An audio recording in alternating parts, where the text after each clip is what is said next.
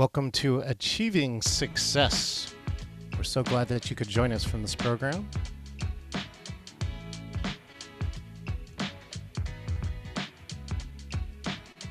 I know our host is just about to unmute. Get all of our attendees here. Thank you so much. Go ahead and hit the chat. Let us know where you're calling in from. Hey, Your host for Achieving Success. Let's welcome Tracy Harrell. Thank you so much. Hi, this is Tracy Harrell, and I am so excited today. Welcome to Achieving Success, the movement.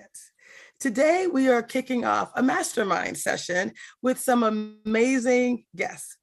I'm going to start with one of my favorite people, Joe Handy, president of the National Black MBA Association.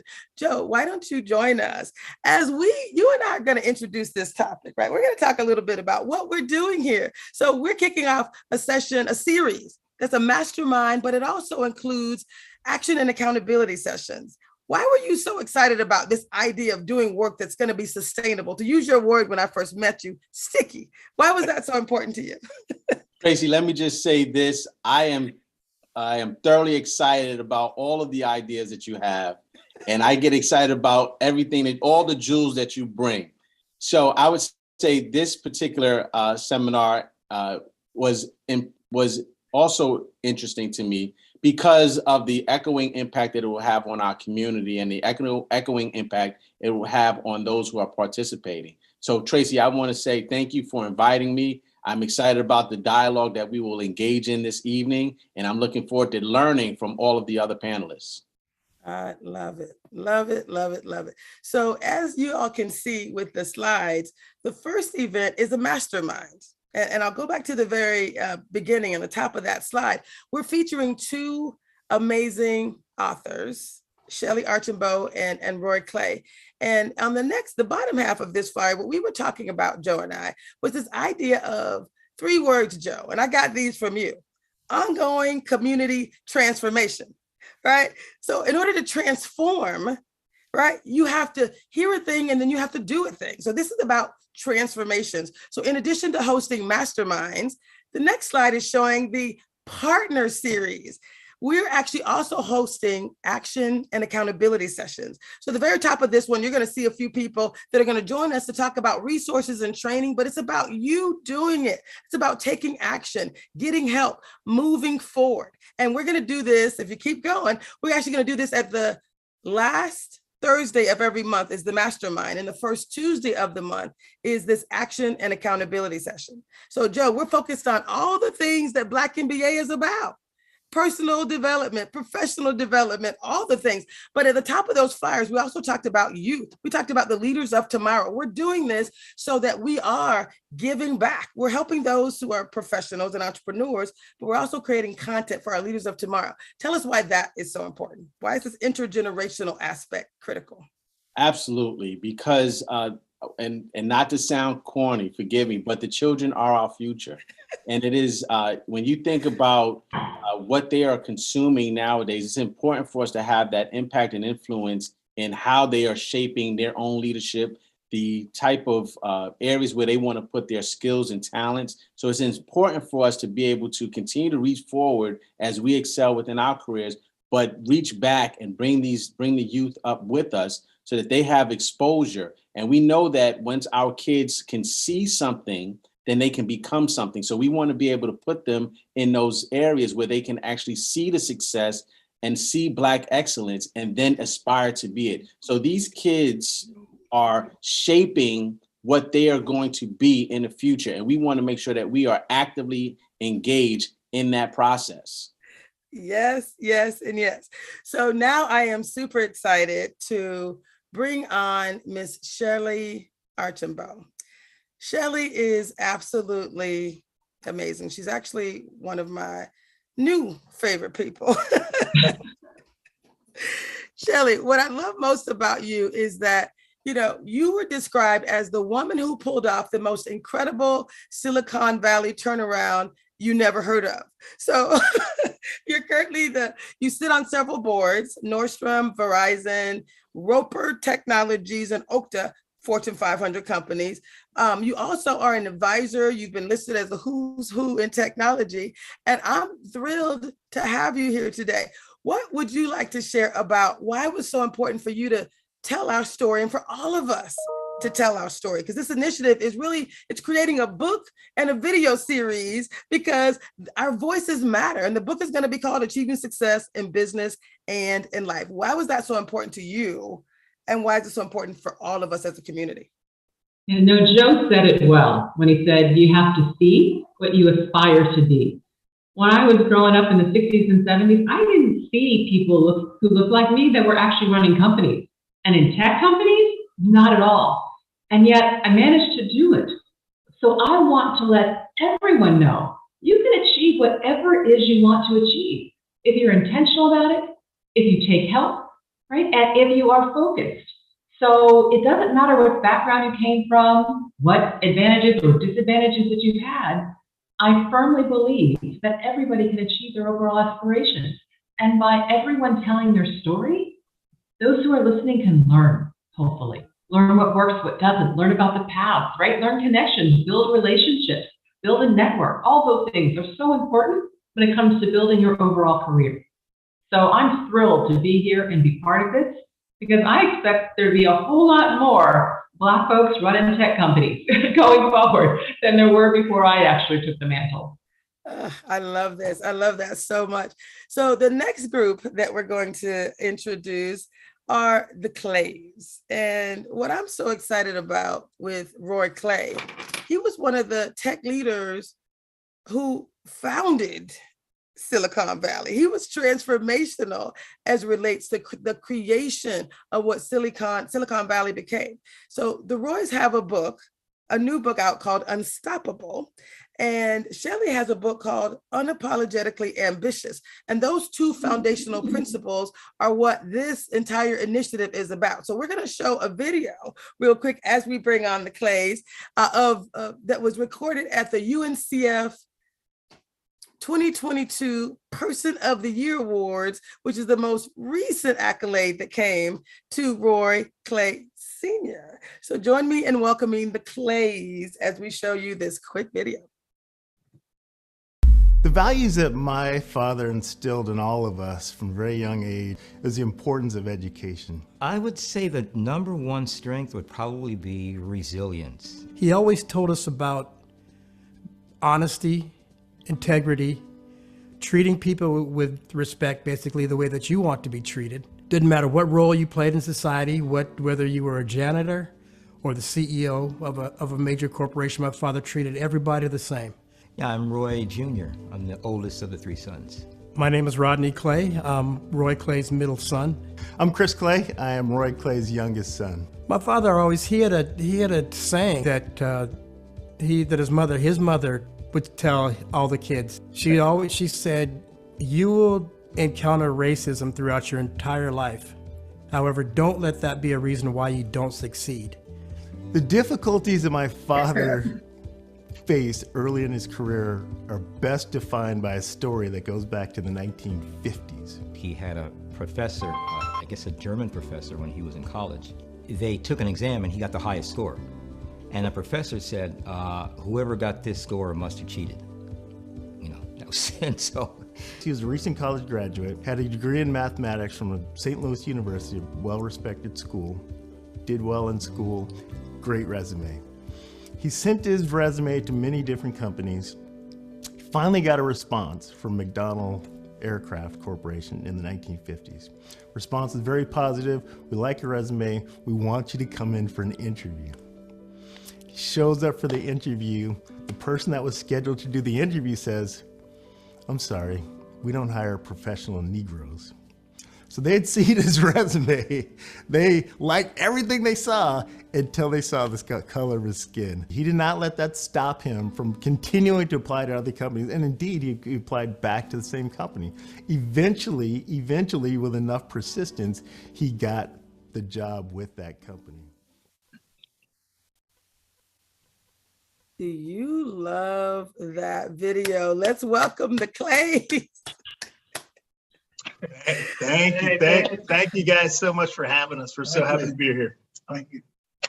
This is such an honor for me. You know, one of the things we're going to do in future sessions is this concept of the pouring of libations. There's a term in the African culture that's Sankofa, and it's about looking back as we look forward. It's this concept of giving. And so we're just so blessed to be here with Roy Sr. and the sons. This is just such a beautiful thing. And the reason I thought it was so perfect that we brought this beautiful community together here is because the book Unstoppable, you faced hard times. And Shellye talks about being unapologetically ambitious. And that's really one of the recipes for success, right? Given where we all are today. And so we're going to talk about success. And I don't know if I even introduced myself. My name is Tracy Harrell. I'm president of the Seattle chapter of the National Black MBA Association. I am president also of It's All Bigger Than Me Consulting, because guess what? It's bigger than me. And I'm also a certified success coach with Success Magazine. So we're going to start this Achieving Success movement out with each of you telling me, what does success mean to you? What does success mean? And has it changed over the years? And I'll start with you, Shellye. It absolutely has changed over the years. So when I was coming out of college, success was, I wanted to be a CEO. I knew it early. So I wanted to be a CEO of a tech company. I wanted to get married. I wanted to have kids if I could. And I wanted to be financially independent. Those were my goals. So if I look at later in life, though, success actually was changed. Success became, how many people have I touched that have worked for me or engaged with me that have actually gone on to achieve great things? That actually became the measure of success for me. It makes me so proud to see people that I've mentored or folks that have worked with me go on to achieve their aspirations, whether it's running companies or founding an organization or hitting that CTO and C-suite, whatever it might be. Right now, that's what success is all about. Because over time, that's how we actually build our legacies, our communities. And I never would have imagined that, frankly, when I was younger. It was very much focused on me. How do I get this done? But now that I've been able to achieve things, it's all about everyone else, which is why I'm participating in this event and this movement, as you like to say, Tracy. Thank you. I love that. That is so awesome. So I'm going to ask Joe the same question. What does success mean to you, Joe? And has that changed for you over the years? I don't think you're going to hear anything sort of radically different than what Shellye said. Okay. And I would say that as growing up, success to me was mainly focused on monetary achievements. It was sort of a financial position in life.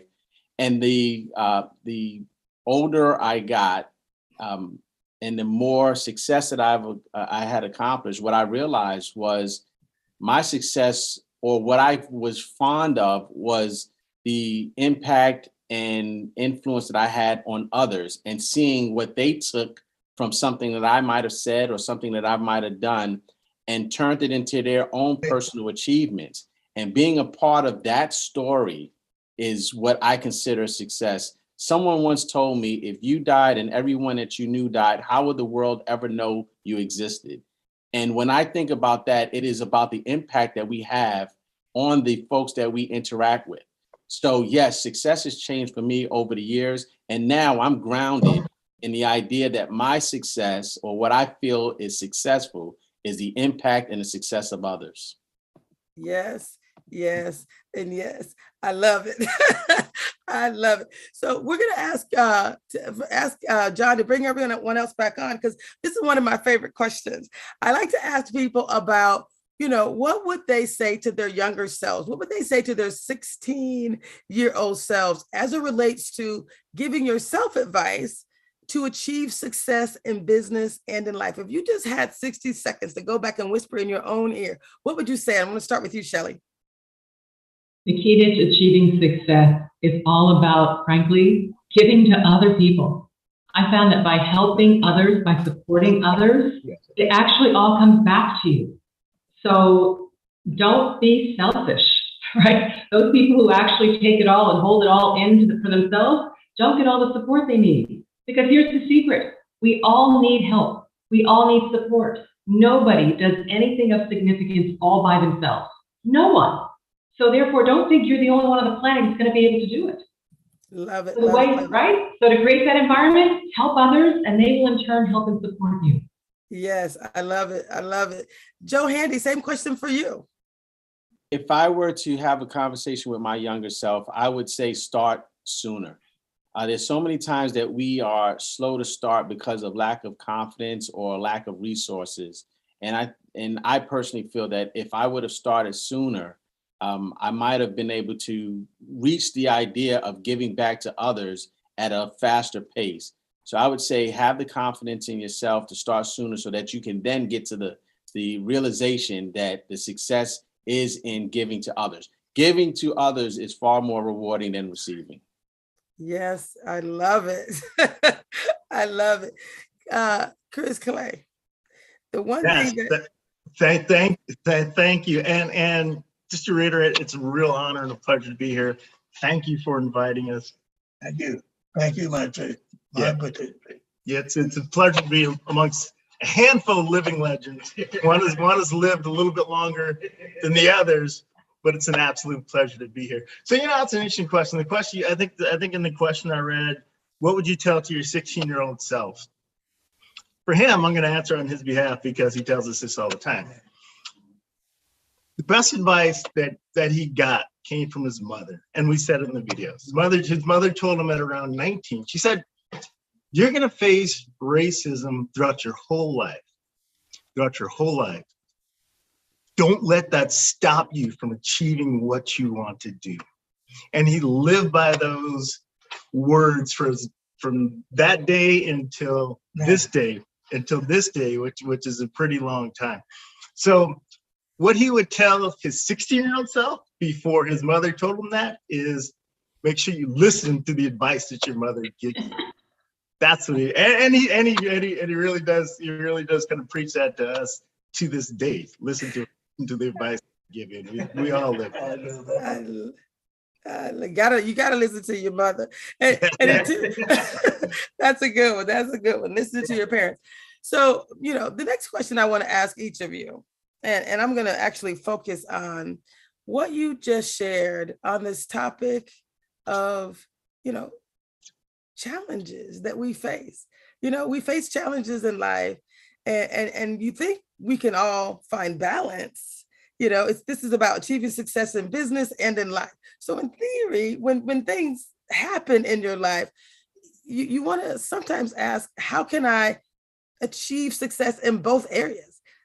What advice would you give related to finding balance in your personal life and your professional life? Because I've read the book. I know it's called Unstoppable for a reason, because he had some major challenges, yet he was the significant leader in the tech space, and he loved his family. Like, you guys are a testimony for finding balance. And as a success coach, we don't really use that word balance, but there is this idea of, how do you, create a life that you love?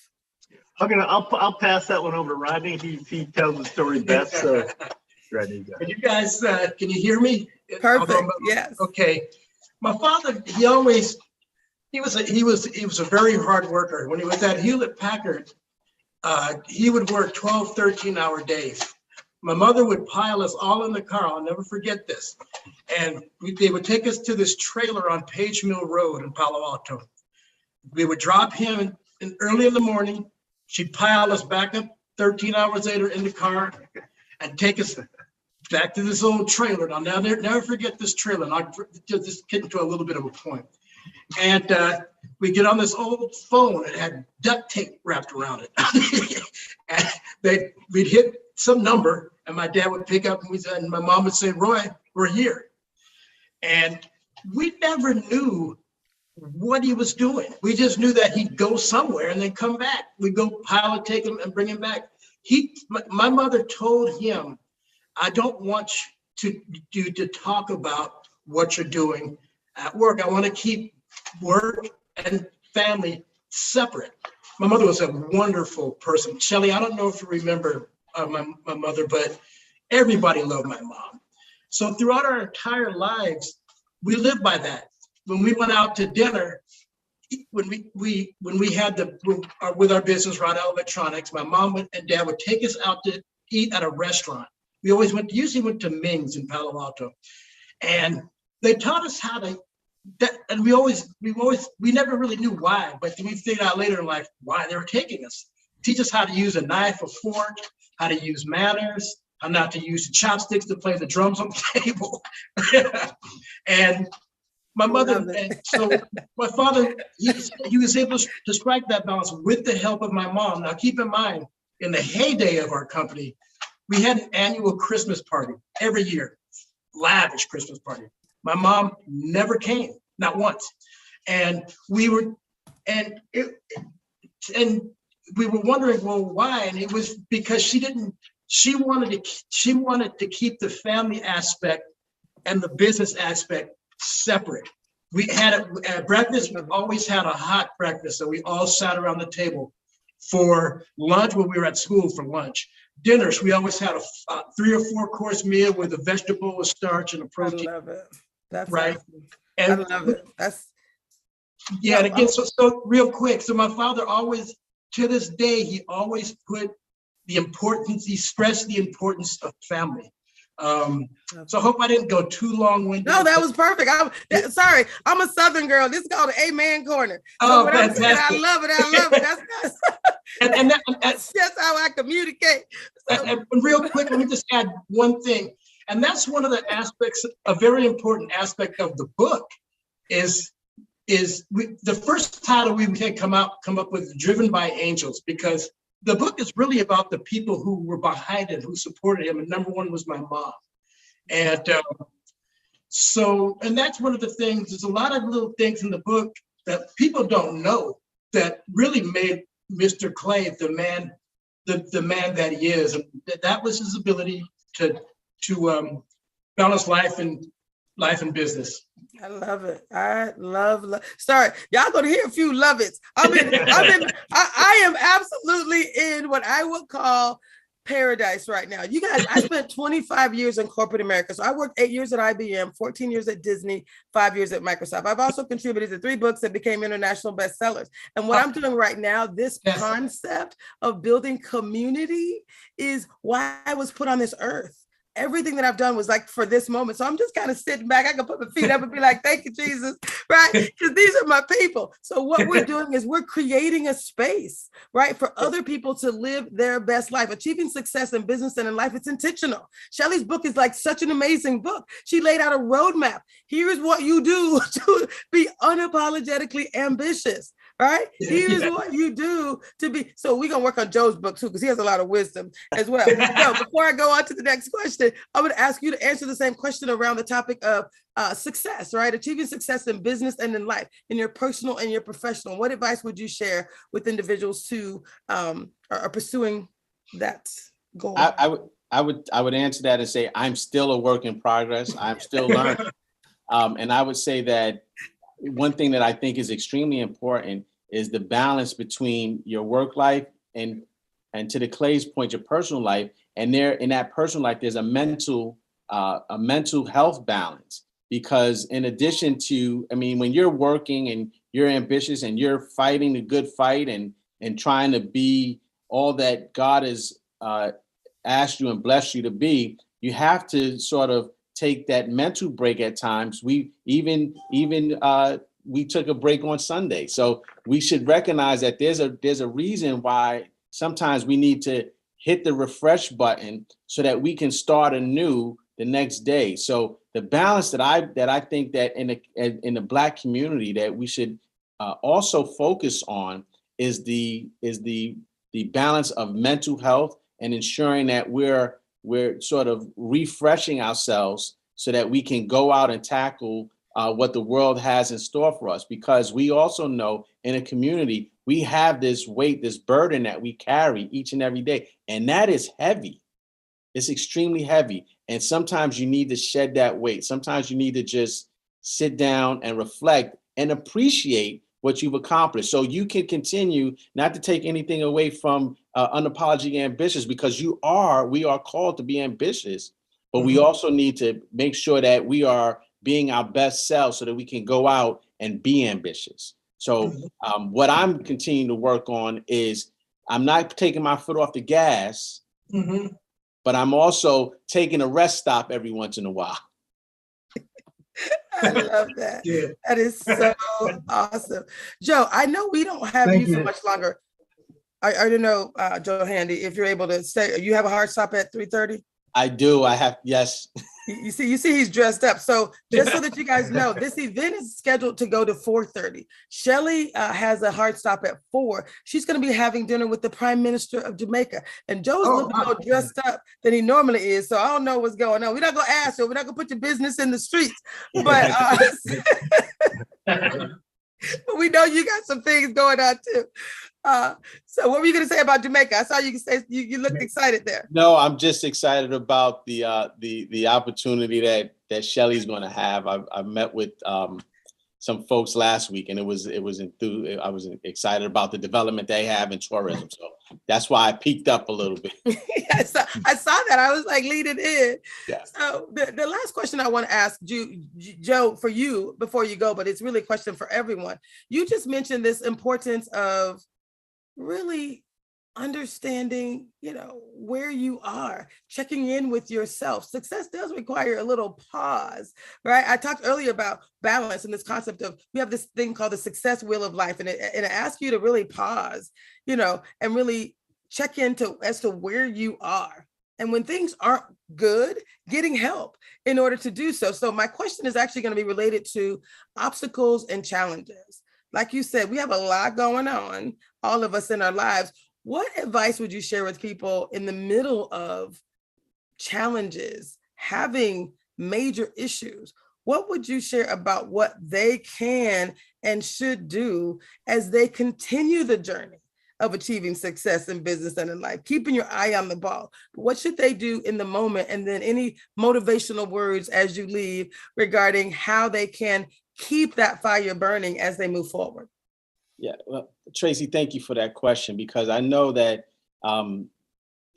going back to the idea of mental health and being able to pause, there's nothing wrong with being ambitious, but you do have to reflect, and you can continue to be ambitious and reach forward. But I would also say, in many cases, you can't be the only voice that you hear. And as you're aspiring to be successful, I would garner both coaches and mentors. And mentors come in a bunch of different forms. I initially, growing up in my career, looked at mentors as someone that had a certain level of experience or had done certain things. But now I look at that as one sort of bookend. But on the other side of it, I look at the youth as mentoring me as well, because there's so much that you can learn from the youth. So I look at these bookends. So I think that if you start to realize, and Shelley made this point earlier, you're not in this alone, right? So the burden of, there's not a lot of rocket science that's in it, that you feel like you have to be on this island. I would say sort of appreciate those who you can learn from, both from an older standpoint, from your peers that are at your age, but also the youth as well. And I just think that it's just very important to not feel like that people's lives are at stake when you run across these obstacles. And I think that sometimes we put so much pressure that we have to think about sort of it'll be okay. We are here for a purpose, and God didn't bring us to this point for us to fail. God didn't bring us to this point for us not to learn from something. So just continue to have faith and be able to move beyond that moment in time, because that's what it is. It's a moment in time. I mean, and not to get ultra religious, but you think about if you read the Bible, you listen to stuff that happened, but there was a story afterwards. There was something that took place the next day. So we have to remember that there's a next day. And I'm not taking anything away from being ambitious, and I'm not taking anything away of the burden and having to address the burden at the moment, or solving a problem at the moment that it happens. But just remember, there's a next day. Don't beat yourself up to the point where you stop where God has called you to go. Y'all see why I love Joe so much? Thank you, Joe. Thank you for joining us. And we look forward to having you as we continue this initiative. Again, this is not an event. This is an initiative. This is a movement. Thank you, Joe. Thank you for having me. And thank you all for participating. I told you I knew I was going to learn something, and I did. You all have a wonderful, blessed day. Thank you so much. Thank you. So Joe just said how important it is that we stay focused, right, when it comes to this work around achieving success in business and in life. So Ms. Shellye, I'm going to ask you this question.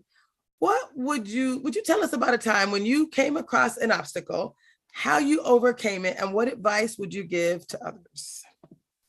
Certainly. And let me just tell you, when it comes to obstacles and challenges, when we're facing them, we think we're the only one that's getting them. Let me tell you, everybody does. Everybody does.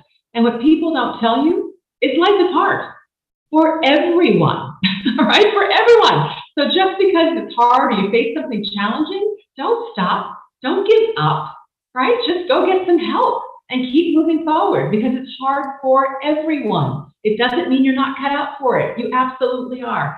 So keep pushing. Challenges? Oh my goodness, I've had all kinds of challenges. One of the, I'll talk about one in terms of, we think about people right now, MBAs mid-career, people are, I'm sure, through all different stages of their career. But here I was at IBM. I've been working hard. I was working towards becoming a manager, and I wasn't getting the opportunity. Now, I was highly rated. IBM rated people 1 to 4, whatever, and I was a top performer. Everybody's giving me good kudos, but every time I talked about, the next opportunity, right, there just wasn't anything quite available yet. There just wasn't anything quite available yet. And I was like, what's going on here? So first thing I did, right, was I said, okay, I asked to speak to a skip-level interview, my boss's boss, to have a conversation to understand what is it that I'm not doing that I need to do, right, in order to be promoted. And, bottom line, what I learned, he said, well, Shellye, there aren't opportunities for a manager in this office. I said, well, I'm not limited to this office. I'm willing to work anywhere. And he was like, well, you are. We thought you wouldn't be willing to move because your husband also works. And I was like, right? So it was like, no, I'm definitely willing to move. So bottom line is, I got the promotion. And did I move? Yes, I moved.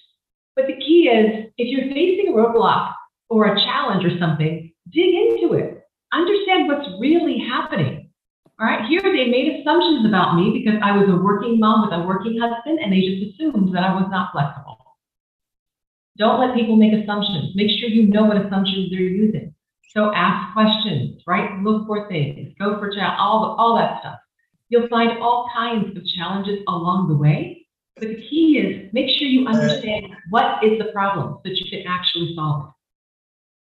I love it.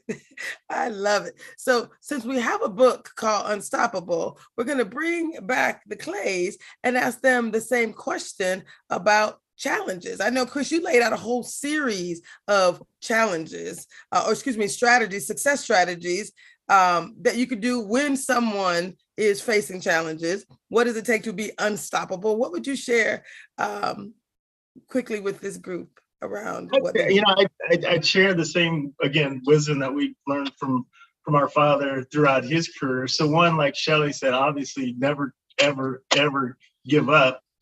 2, if you run into a wall going this direction, then maybe try going that direction to get around it. And that might mean if you're in a corporate environment and you're not getting a yes from the person that you're asking initially, try going to his peer.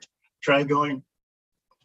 You could go above his head. That can be risky. His or her head, that can be risky. but the idea is there's always multiple different ways. I know this sounds kind of generic, but there's always multiple different ways to get to the outcome that you're looking for. And sometimes those are ways that you would never even think of until you go to the person who said no's peer, or the person who said no's, one of your teammates, or whatever the case. There's always multiple different ways to get to the result that you're looking for.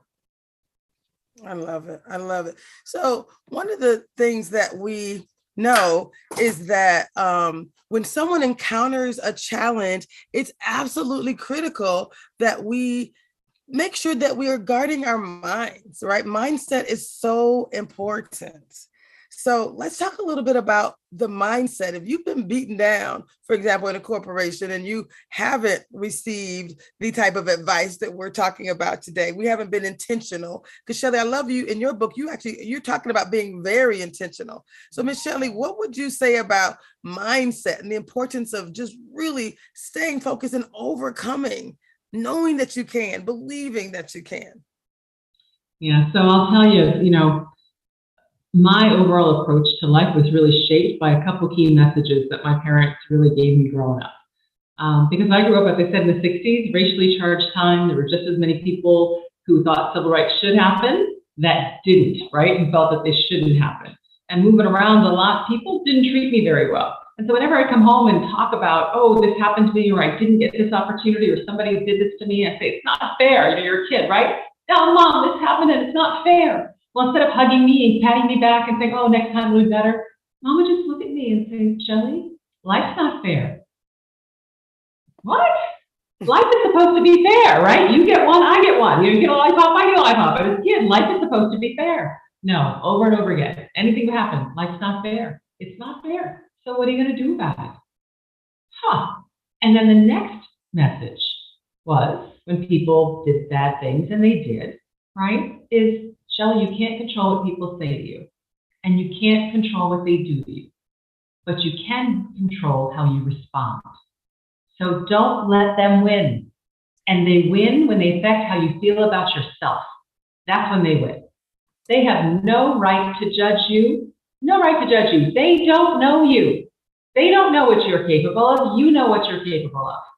So when it comes to being intentional and putting plans in place and going after them, you have every right and you have every capability and every resource in terms of support of family and friends, et cetera, to go do it. Don't listen to what people are saying. And when that doubt comes into your head, that voice that says, oh my God, can you really do this job? Or I don't know if I should take that promotion, right? Wait till they figure out I don't know as much as they think I should know, right? Or I'm not as smart as they think I am. That voice I'm talking about, that voice is imposter syndrome. Imposter syndrome. I know, because I have suffered from it my entire life. So what I will tell you is I don't necessarily know how to get over it, but I know how to deal with it.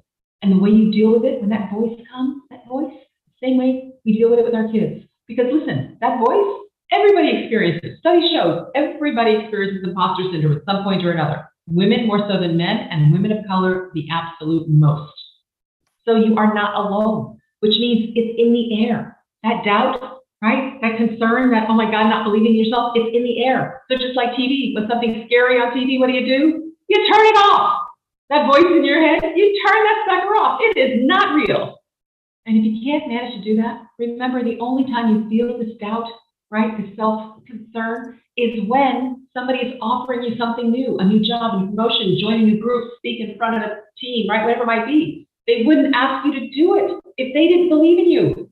So if you can't believe in yourself, believe them, because they believe in you. And worst case, if none of those work, fake it.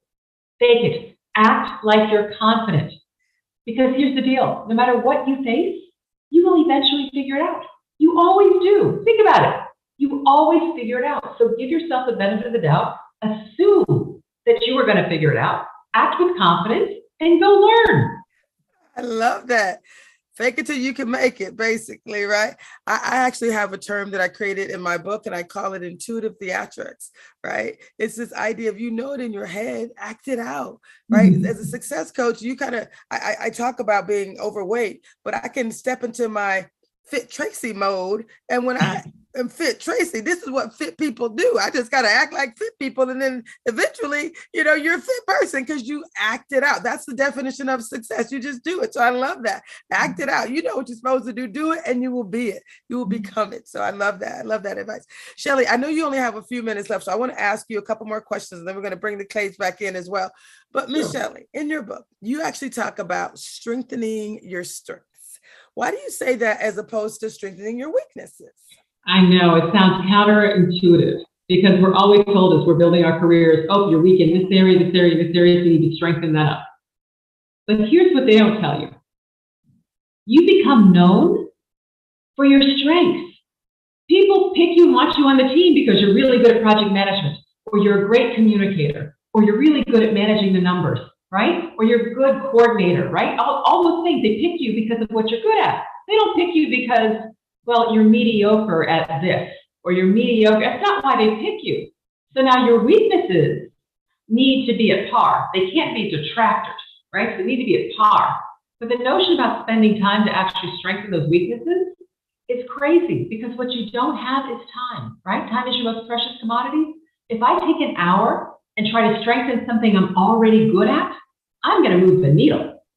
But if I take that same hour and try to work on something that I'm not good at, I'm going to move it maybe an inch, right? That was a wasted hour, because nobody's going to notice that inch improvement, and nobody's going to hire me because I made that weakness an inch better. They're going to hire me because I am outstanding at managing complex problems, right? Or I am really good at getting teams to execute, right, and get things done. So focus on your strengths, make them stronger, because that's what people are going to pull you in for. Yes, yes, and yes. I love that. Okay, Ms. Shelley, I have another question for you. Now, we were talking earlier about this idea of mentorship, and I know this is a question that you like a lot, and I'm going to ask you and the Clays the question about mentorship. But you were just so open. I'm going to ask you another question before I come back to mentorship. What is the biggest mistake you've ever made, and what did you learn from it? Oh gosh, you know, you make a lot of mistakes in terms of coming through. What's the biggest mistake?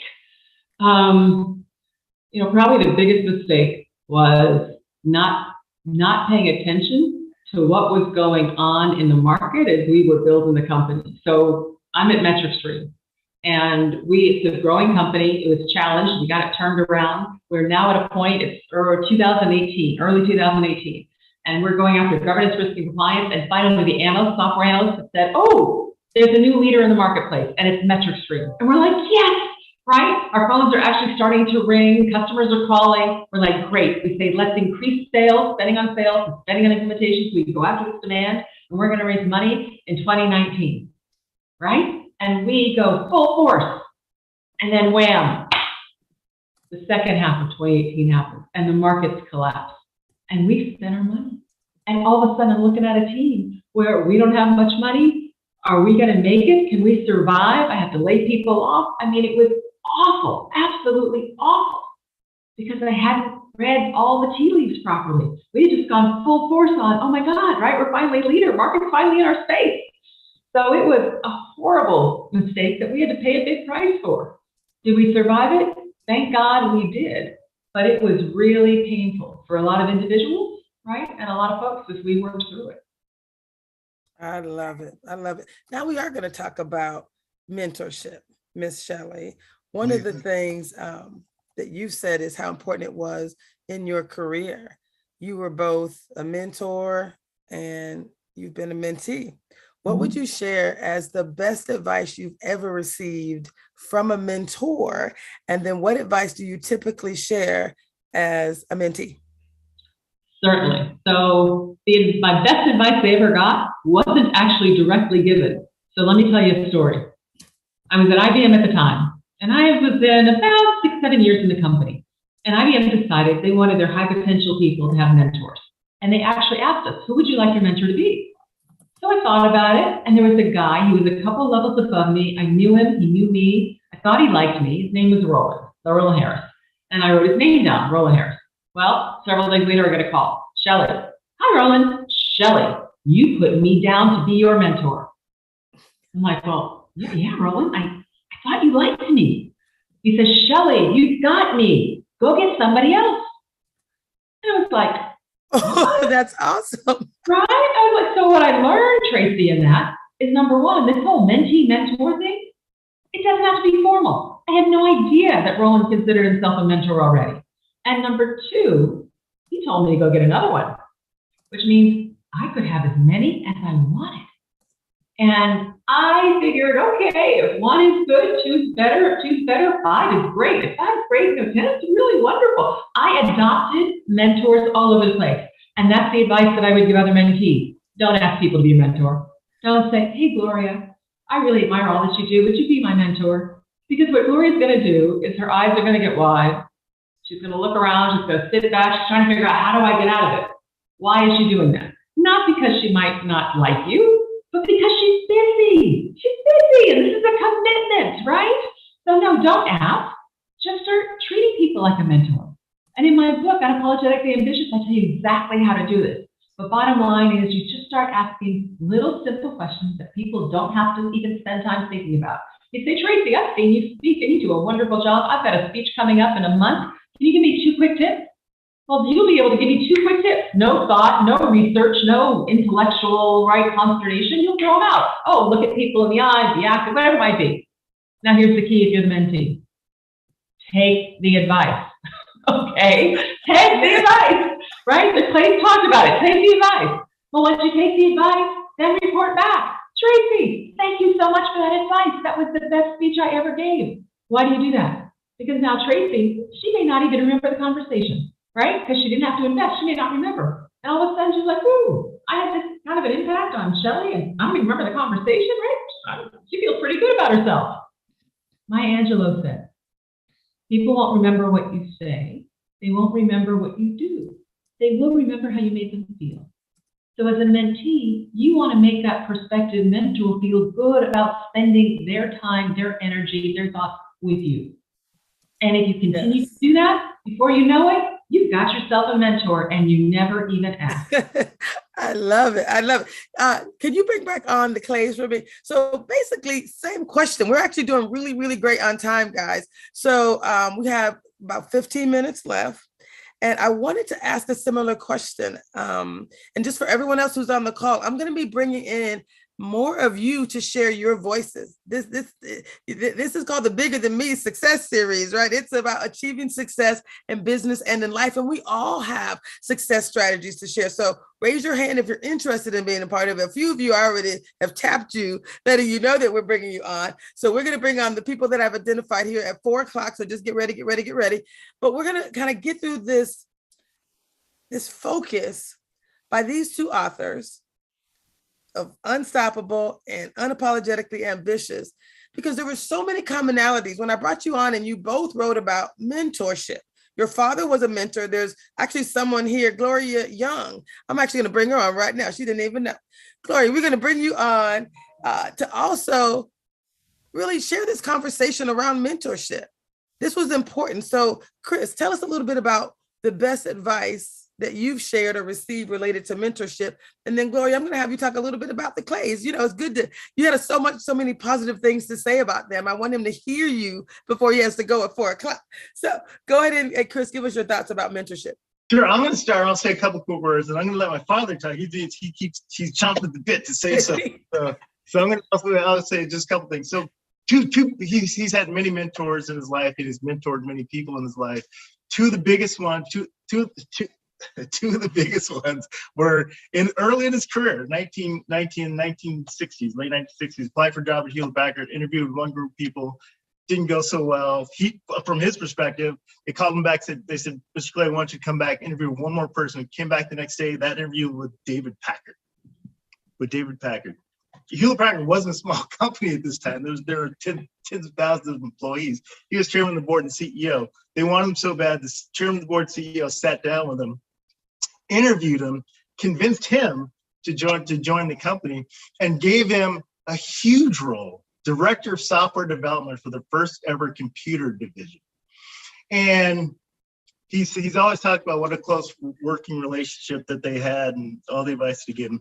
But I think the best thing that he did for him was he put him in a challenging position. He might have gotten his share of pep talks, but it wasn't the pep talks. It wasn't the technical tidbits that he gave him. He put him in a tough position, and he told him, we're putting you in this role. You're going to succeed. No matter what, you're going to succeed. So Dad, can you maybe talk a little bit about Hewlett Packard? Well, I've always been happy. Make a contribution to success.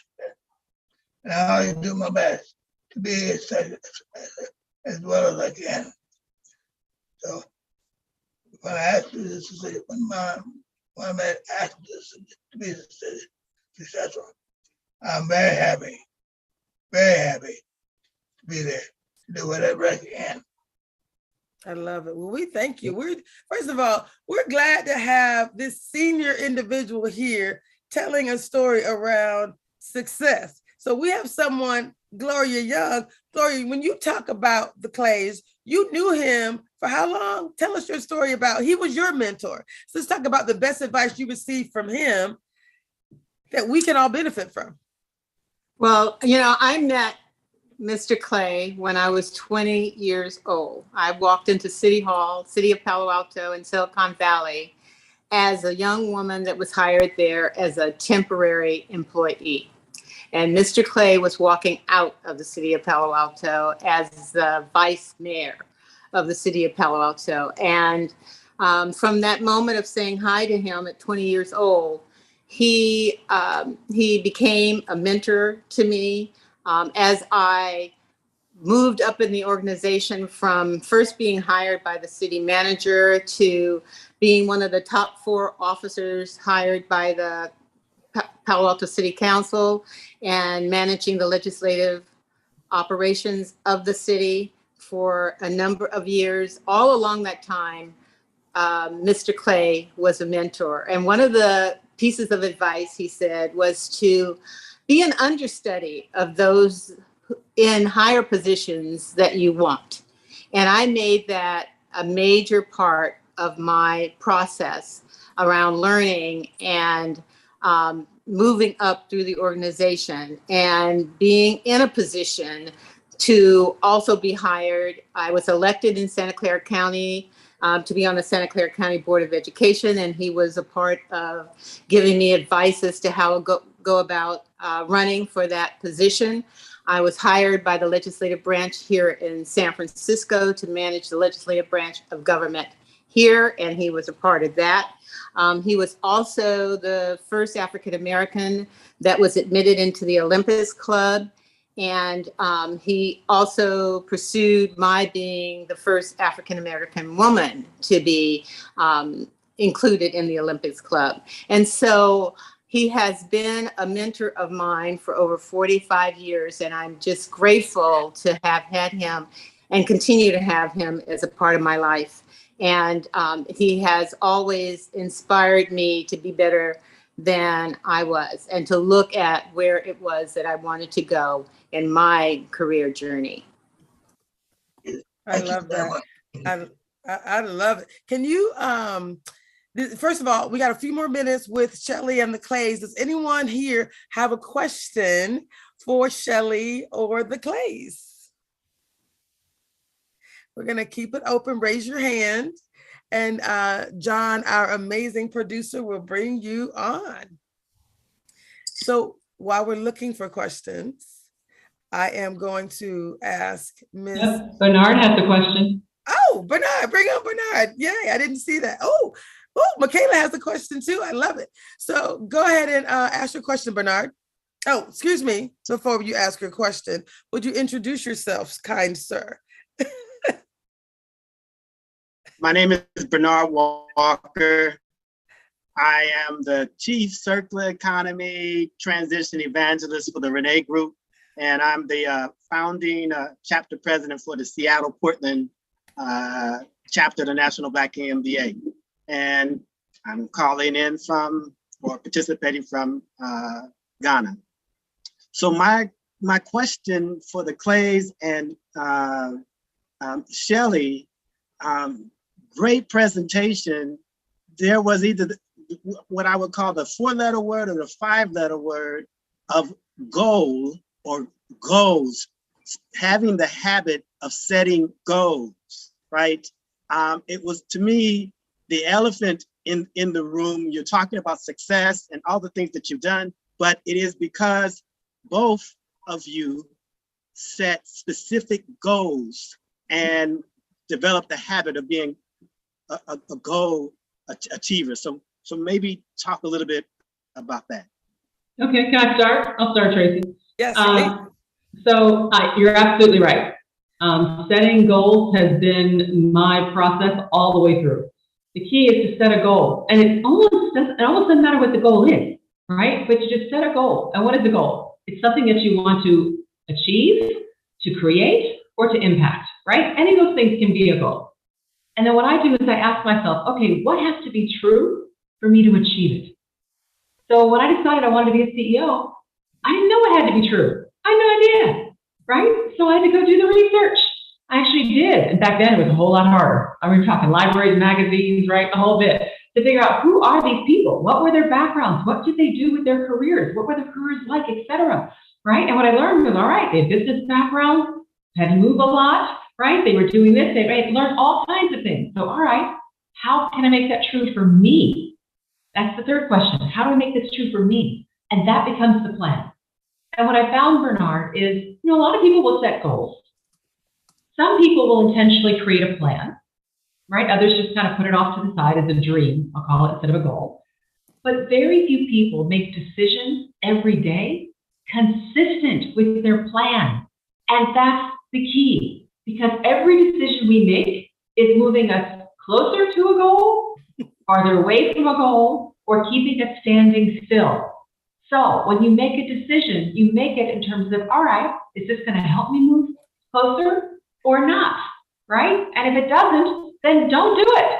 Do something else. Spend your resources in a different way. But that's the whole notion of being intentional. I talk about that a lot in the book, of how to do that and how to make the trade-off. I love it. That's a great question. That was actually the closing question that I was going to ask her. So that just is so perfect. We were going to talk about, it's a key part of her book about being intentional. I was like, I want you to close talking about the importance of being intentional. As a success coach, the equation is very clear. After Tracy, can I? Because I will have to go in about a minute and a half. Can I say one more thing? I would love that, please. Thank you. And this really ties into the notion of goals and being intentional. If there's one piece of advice I can give all of you, it is manage your career. You own your career, not your boss, not your mentor, not your company, not your spouse, not your friend. You do, right? You own it. So don't sit there and just go to work and wait for somebody to tap you on the shoulder. Tap, tap, you can go do this now. Oh, okay. Tap, tap, you can do that. Oh, okay. You own the career, right? You own it, so be intentional about it. You would never spend thousands of dollars for an airline ticket. Pack your bags, put your mail on hold, put the dog in the kennel, tell your neighbors you're going to be gone for a while, right? Get to the airport, get on that plane, strap in the seatbelt, and then look at the pilot and say, so, where are we going anyway? Right? But we do that with our careers all the time. We spend tens, if not hundreds of thousands of dollars on education, on training. We spend time at this kind of an event, right, to learn and to grow, and then we wait for somebody else to decide our fate. No, you own your career. Manage it intentionally. And books like Unstoppable and Unapologetically Ambitious can give you tools and techniques and ways of doing that. So please own your career so that you can achieve all that you are capable of. Nobody but you knows what you are capable of. That's why you have to own your career. Thank you so much for having me today. Thank you so much, Miss Shelley. Bring on the other individuals so we can all show her some love. There are a few other people we're bringing on, Shelley, but I just wanted to say thank you, thank you, thank you. Clays, thank you, thank you, thank you. At this point, my heart is in my hands. Thank you both for joining us. I know you have a hard stop. Say hello to the Prime Minister of Jamaica for me. I will. Okay, bye-bye, everybody. That's my Prime Minister wave. Thanks, Nikki. Thank you all so much. Thank you. Bye. Thank you. Thanks. So we're going to bring on some other individuals that we know are absolutely amazing. So this concept of achieving success in business and in life. I think there's also a Shayna Barehand, if you could bring her on as well. I think she might still be here. But I just wanted to ask each of you if there are any words of wisdom that you want to share on this topic of achieving success in business and in life. I'm so excited that we have masterminds and action and accountability sessions. And I'm going to start with, I guess I can't say the senior person. How am I supposed to describe you, Dr. James Smith? Dr. James Smith is one of the oldest, has one of the longest standing memberships with the Black MBA. Let me say it like that. Dr. James, how are you? And then Rachel Smith, if you could keep her on with us as well. Rachel is the past president for the Black MBA, and Dr. James Smith is, like I said, one of our excuse me. He said, don't call me that. He said, don't call me that.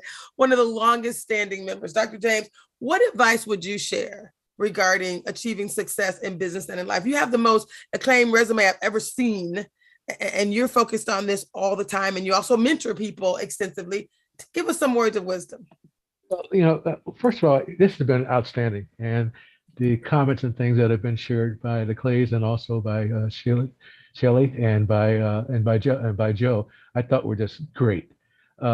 And some of the things that resonated with me was reflected back on the fact that I started in the corporate world back in the late 60s along with Mr. Clay, and a lot of the things that he went through, I went through. And one of those things that Shelley talked about was two things. One that really struck me was manage your own career, and the other one was don't isolate yourself with just a few mentors, and also you don't necessarily recognize that you do have mentors that you don't know you have. And I shared this story with Tracy on one of our previous conversations about the fact that when I started with the company, it was back when affirmative action was really getting started, and there was really, quite frankly, no other Black executives that were in the corporate world where I was starting at that time. So I didn't really have any African American mentors to fall to. But unbeknownst to me, I had two white managers who had designated themselves as my mentors, unbeknownst to me. And it just so happens that we came about having a conversation one day, and one of them said to me that, hey, there's not a whole lot that we can tell you or share with you from an intellectual standpoint, because you're almost a genius. I had to laugh at that, but you're almost a genius. But he says, what we can do and mentor you on is how to navigate the old boy network, and how to navigate those rules that are not written rules, but rules that you are unfortunately, every one of us are gauged by. So that really played a big impact on me as an individual. The other thing I thought that Shelley talked about that I thought was really great, Tracy, was manage your own career. And you and I have had this conversation several times about the fact that one of the things I did throughout my corporate career was to identify what was necessary in order to move to the next level. And by identifying those things, not necessarily being vocal about them, but preparing myself and doing the things that I thought would make me a more viable candidate for consideration for those positions without even asking about it. And things like getting an MBA, and things like later getting a PhD. Those were things that I thought were necessary in order for me to set me out and isolate me from the pack and make me a viable candidate for continued advancement, which worked as I moved up the corporate structure over time and became a high-level executive for a Fortune 500 company. And unfortunately, a lot of those things that I did in my corporate career, I've done in my second career as an educator, where I've gone from the corporate world into the educational world and went back to grad school and got my teaching credentials. So I'm a certified KA teacher, but I'm also an adjunct professor at one of the local universities. And I really made myself available to many and all young people with regards from being a mentor and everything else. And there are two things that I really live by, and that's being unapologetically Black and unapologetically being ambitious. I love it. Unapologetic. Yes, yes, yes. So what I'm excited about is we do have a lot of voices and a lot of faces that we're going to highlight. Gloria and Jackie are going to be my next, but because you just spoke, Dr. James, I just need you to know Thomas Brown. My frat brother. I know. He actually just IM'd me and was like, what did you have to say, Thomas? Hey, I said, there goes an alpha man. There goes an alpha man. Absolutely. Yeah. Honored to get the words of Dr. Smith. He's been a wise counsel in this community and specifically for us men of Alpha in the greater Seattle area. So glad to see him on this call. Well, Thomas, since you're speaking, I'm going to actually ask you to do a really quick intro and share your words of wisdom. Who are you, and what are your thoughts about achieving success in business and in life?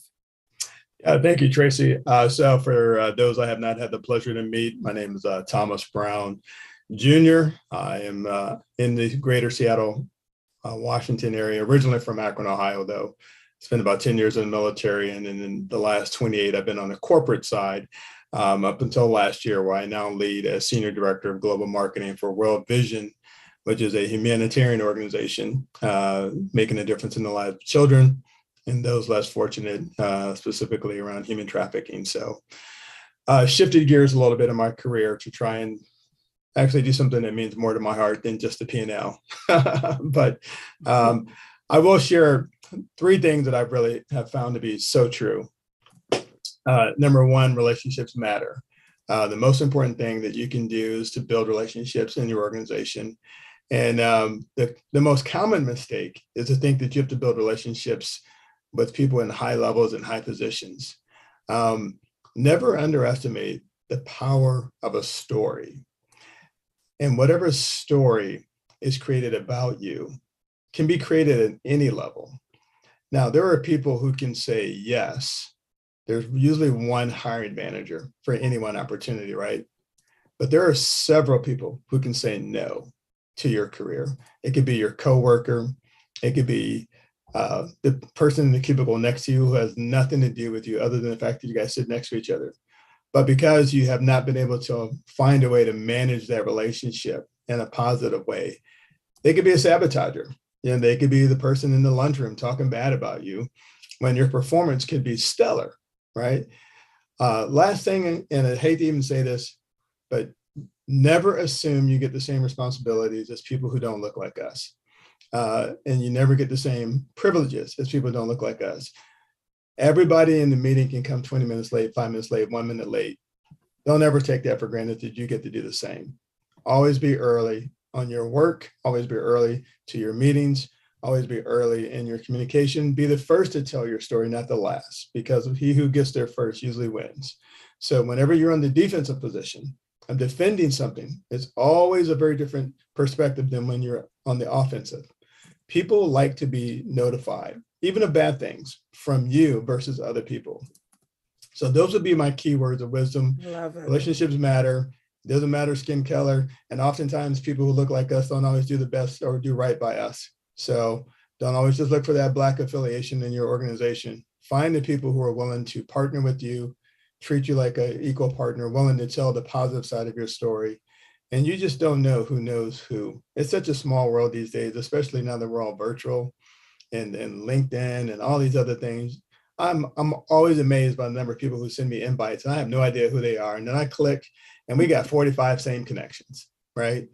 So half the time I say yes, just because I don't know where my next paycheck is coming from. So I'm not saying no to anybody at this point. We can all be friends, right?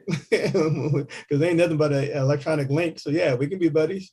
But I love it. And then the last thing I'll leave you with this is never take the size of your contact list to mean anything other than what it is. It's never about whose number do you have. It's always about who will take your phone call when you call them. I love it. I love it. The one thing he just put up here is the flyer for our next event. So our next initiative is actually going to be on April the 5th. That's this next Tuesday. So we're being very intentional about this work. Today was really a mastermind to provide some insights from authors, and we're bringing in your voices, but I wanted to make sure we're clear. Each of you are a part of that success. So these are specific individuals that I asked to rejoin us to be able to share their stories. But next Tuesday, we're creating a space to actually work, to do the work. So we call them action and accountability sessions, because the real win from a success perspective is actually doing it. You heard Shelley say it's about doing something each day that moves you closer to your goals. Doing something each day to move closer to your goals. So a day when you're not being intentional is a day when you're not. We'll identify that as achieving success in business and in life. So our goal is to make sure that we create a space, but also provide you with resources, trainings. We're going to go into breakout rooms. We're going to create a space for you to take action. And these individuals are going to provide some great opportunities for you, real business opportunities. Entrepreneurs and professionals, what can you do to contribute to the life of others. So the next person I want to bring forward is Miss Jackie Wright. And I don't think we'd be here right now if it wasn't for you, Jackie. Can you tell us a little bit about who you are and what would you identify as one of your pieces of advice related to achieving success in business and in life?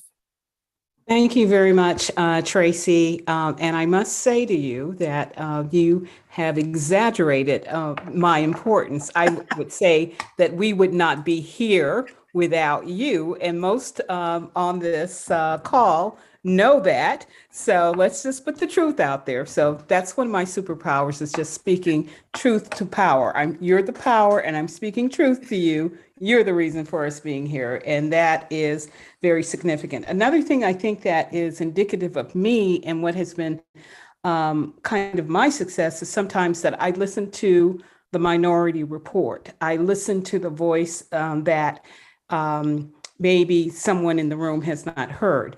And to that end, there was a question that came up from Judy Jones, who said that she cannot speak and that she wanted to talk about the importance of collaboration.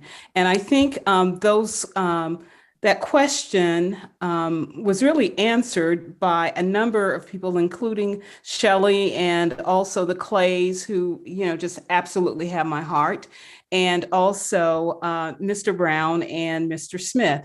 But I would just say, I would like to give an example. Working in broadcasting for a number of years, I ran into a colleague. And one of the things that she said that she did as far as a strategy for moving ahead was that she teamed up with someone. And so basically she teamed up with a friend of hers. They were of like mind. And so she was able to hire her friend.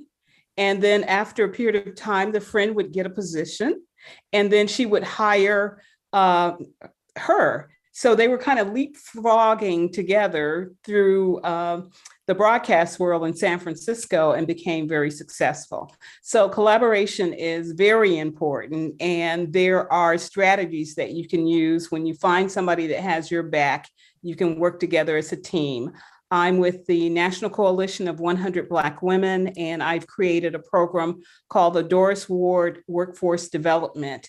And that's one of the things that we're trying to do. We are working with underserved women, utilizing Mayor Breed's Dreamkeeper initiative that is handled by Cheryl Davis of the Human Rights Commission to fund women so that they can get jobs in the hospitality industry. So create as you go and collaborate with whomever you can moving forward. And that's what I would like to say in this conversation. Thank you. I love it. We had over 100 people that registered for this event. So raise your hand if you want to join us on stage, but I do have to highlight a few more individuals.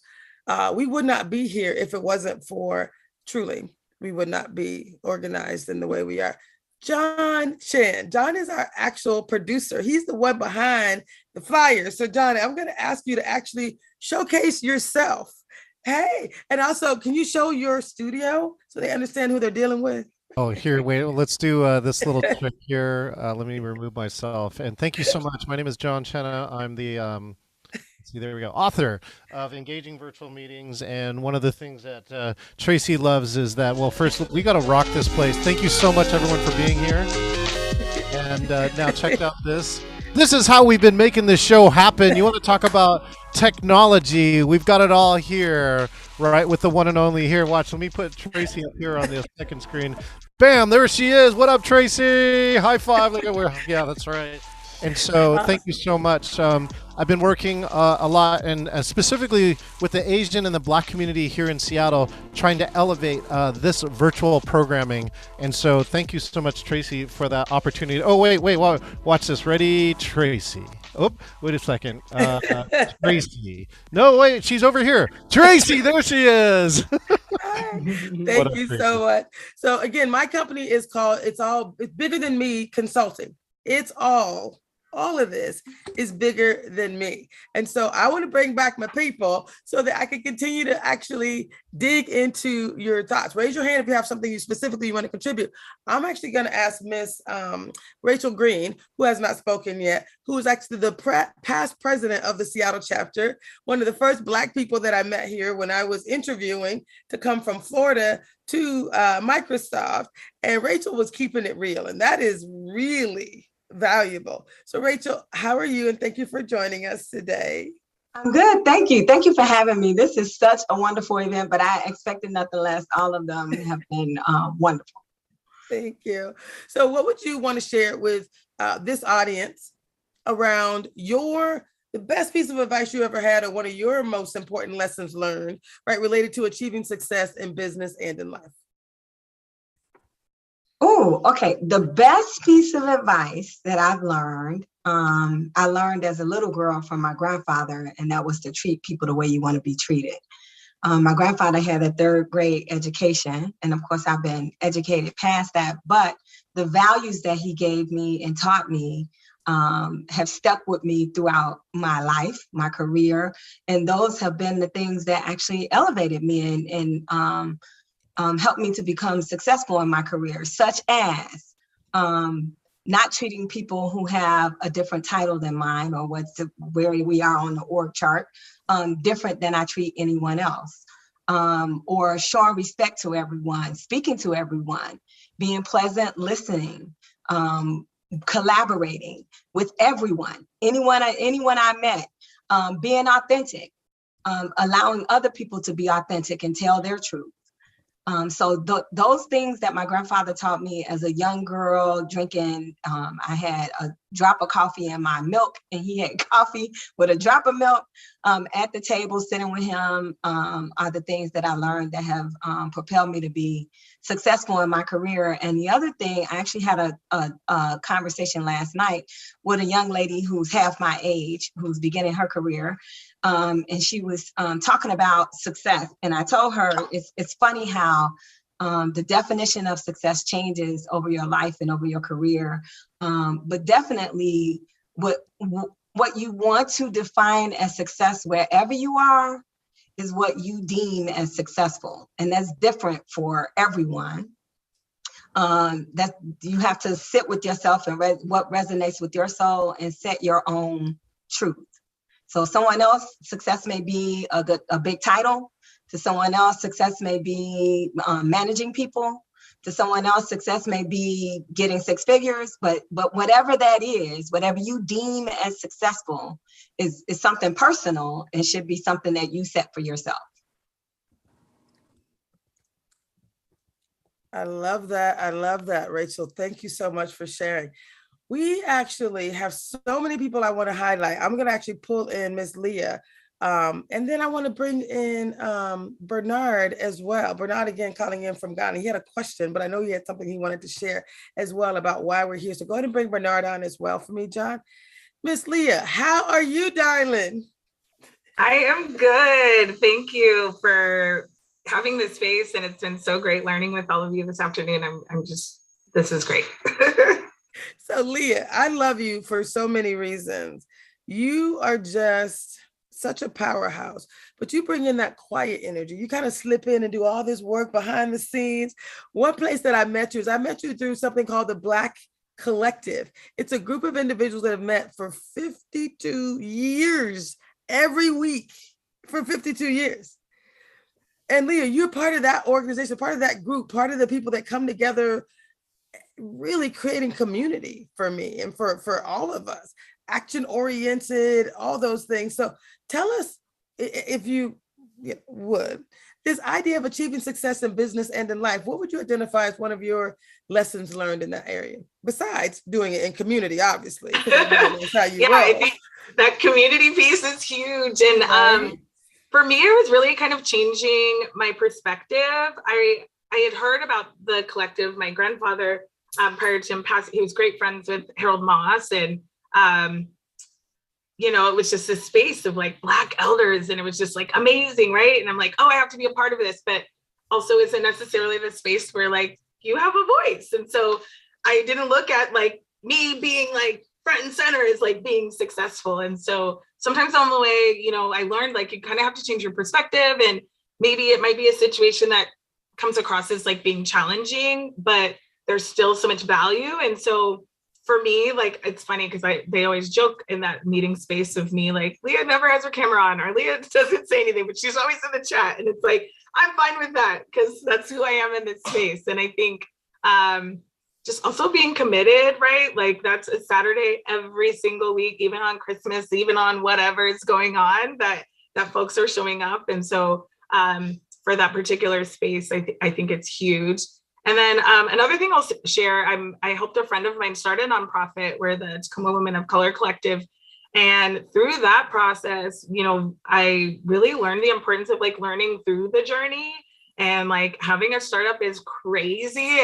And we really had to think about not focusing on the results of like our accomplishments, but all those really small steps that it took to get to where our organization is today. And so really celebrating those small victories has been really helpful for me. So thank you, Tracy.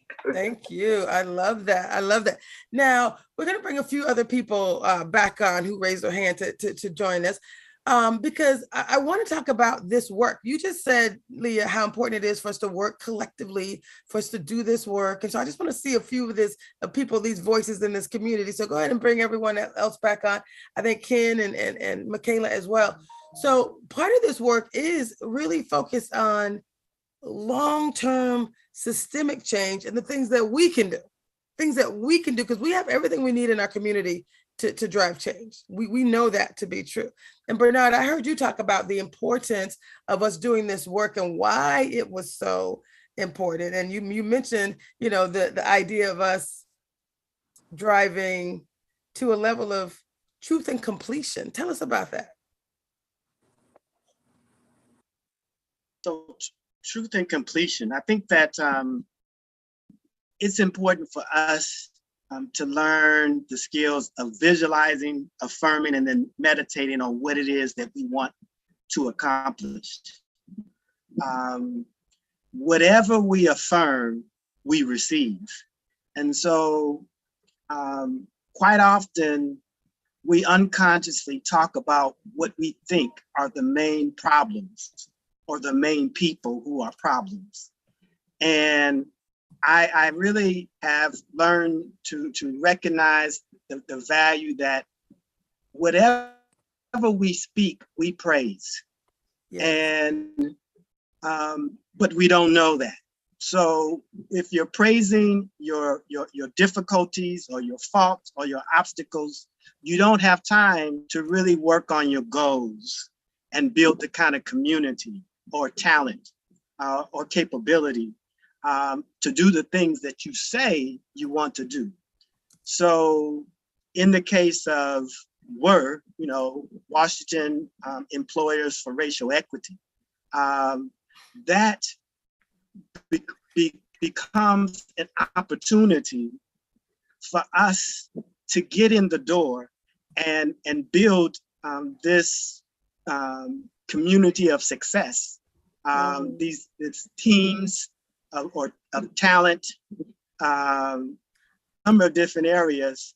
When we begin to touch and agree about what does a better community look like, what does innovation, entrepreneurship look like when it includes us?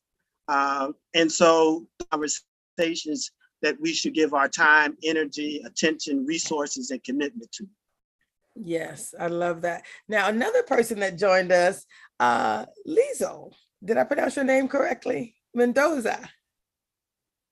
Yes, you did. Thank you.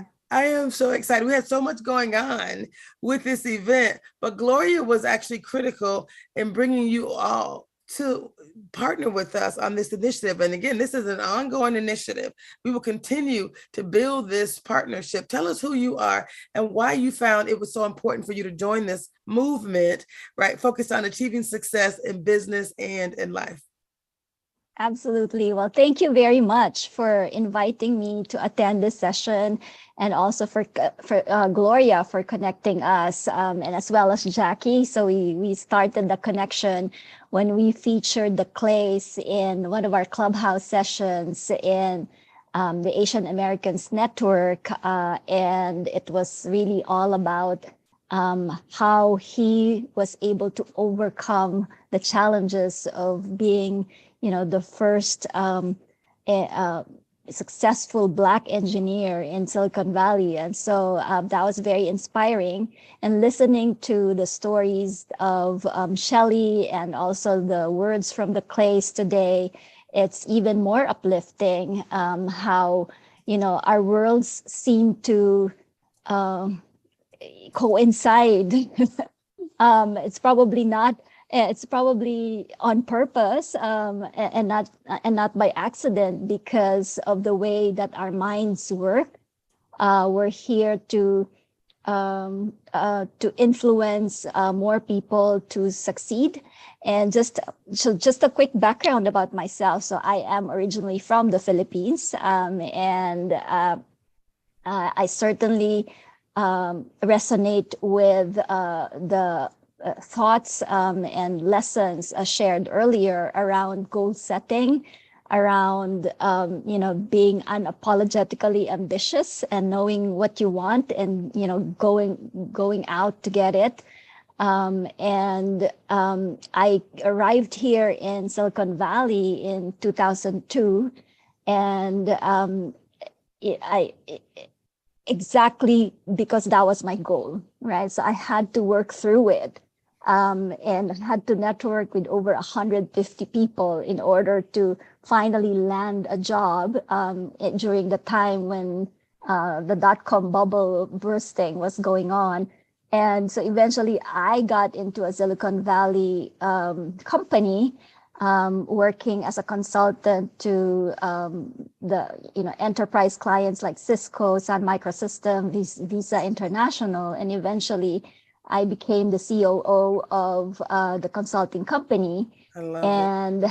And after that, I just realized that I wanted to do something give back, because I feel that I've been blessed with so much, and that was when the reflection of and coming into the creation of the Mentoring Club came about. So now I have a nonprofit organization that I'm pushing forward. We now have over 200 mentors and mentees globally, 31 countries. We're actually getting quite a number of mentors and mentees that are promoting our community as well. So let me leave it at that. I have so much more to say, but well, I'm thank super you. excited. Thank you for giving Consider me this. space. Oh no, consider this a divine connection. This is just the beginning. We have 2 minutes to go. So I'm just going to wrap up by thanking everyone who was a part of making this happen. Michaela, I don't know. I'm keep trying to pull her face in. She's not coming. So I don't know if John can make it happen, but anyone else who wants to join, Ken Dean is part of our executive board. Michaela is a new project manager with the Seattle chapter of the Black MBA. So thank you, Michaela, for joining us. With 1 minute left, what I just wanted to say is this is the beginning. It's not the end. This is about achieving success in business and in life. These masterminds paired with action and accountability sessions are formally designed to help each of us to achieve success, to actually move forward, to continue to do the work in order to achieve our goals. So just thank you all so much for joining us today. This is the beginning, not the end. We'll see you in the next action accountability session. And our goal is to, again, live and achieve our best, our most successful, and our most powerful year yet. That's what we're going to do in 2022. Join us. Thank you. Thank you. Everybody go ahead and wave goodbye to our live audience. Thank you so much, speaker and panelists. There we go. Thank you for joining Achieving Success, the Movement. Come and join us next time here, April 5th, 3 to 4 p.m. with Taj, Jennifer Nestera, and Dr. Ayana. You can register at bit.ly Success 2022 action. Again, bit.ly Success 2022 action. Thank you all so much. Everybody who's in the chat, left here in the chat, please say thank you to all of our panelists.